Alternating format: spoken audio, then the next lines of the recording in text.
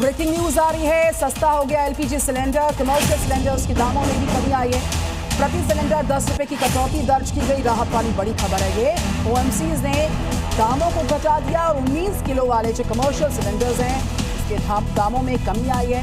प्रति सिलेंडर दामों में कटौती की खबर सामने आ रही है। एलपीजी कमर्शियल सिलेंडर्स में ये बड़ी राहत की जानकारी। 19 किलो वाला सिलेंडर 10 रुपए सस्ता हो गया है।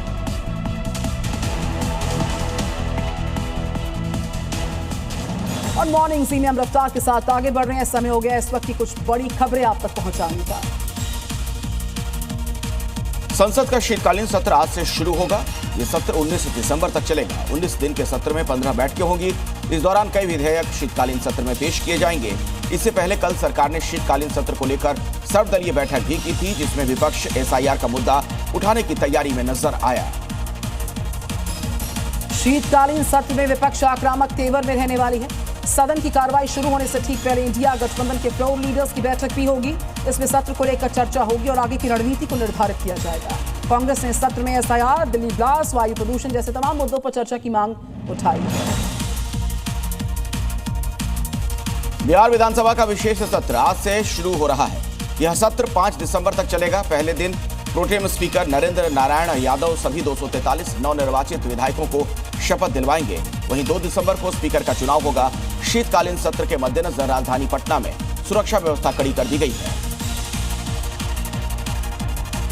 Chief of naval staff admiral Dinesh के त्रिपाठी ने अपने बयान से पाकिस्तान की टेंशन बढ़ा दी।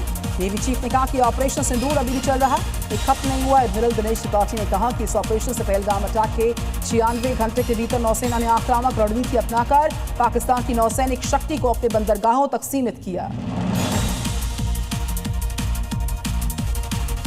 सुप्रीम कोर्ट आज मथुरा श्री कृष्ण जन्मभूमि विवाद मामले में एक और हिंदू पक्ष की याचिका पर सुनवाई करेगा।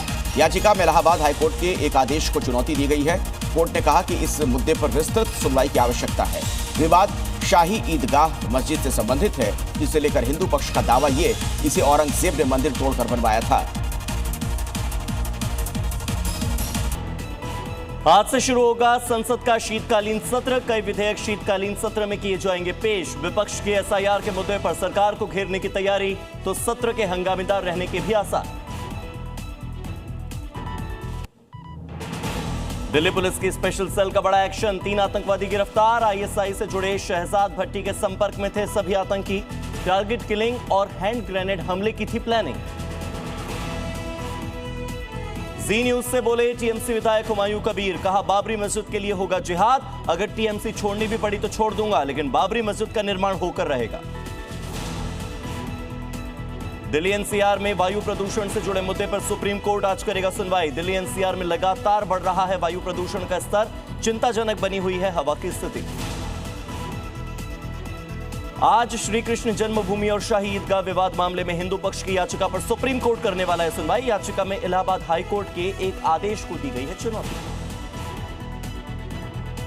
उत्तर प्रदेश के बहराइच में नहीं थम रहा आदमखोर भेड़िए का आतंक। 24 घंटे में 2 बच्चों की भेड़िए ने ले ली जान। पूरे इलाके में दहशत का माहौल। भेड़िए की तलाश में जुटी वन विभाग और पुलिस की टीम। गोरखपुर में फर्नीचर की दुकान में लगी भीषण आग। लाखों का सामान जलकर हुआ खाक। बाजार में अफरा तफरी का माहौल। चक्रवाती तूफान दितवा का श्रीलंका में कहर। 200 से ज्यादा लोगों की हो चुकी है मौत। भारत ने चलाया ऑपरेशन सागर बंधु कैंपेन। भारत की एनडीआरएफ, इंडियन एयरफोर्स और नेवी राहत बचाव कार्य में जुटी। और उसके बाद भारत में भी चक्रवाती तूफान दितवा का दिखा असर। तमिलनाडु और पुडुचेरी के कुछ हिस्सों में भारी बारिश की संभावना। चेन्नई हवाई अड्डे पर उड़ानें रद्द, तो पुडुचेरी में स्कूल रहेंगे बंद। और रोमांचक मुकाबले में भारत ने दक्षिण अफ्रीका को 17 रन से हराया। वनडे सीरीज में बनाई 1-0 की बढ़त। कोहली ने खेली 135 रनों की शानदार पारी। कुलदीप यादव ने झटके 4 विकेट।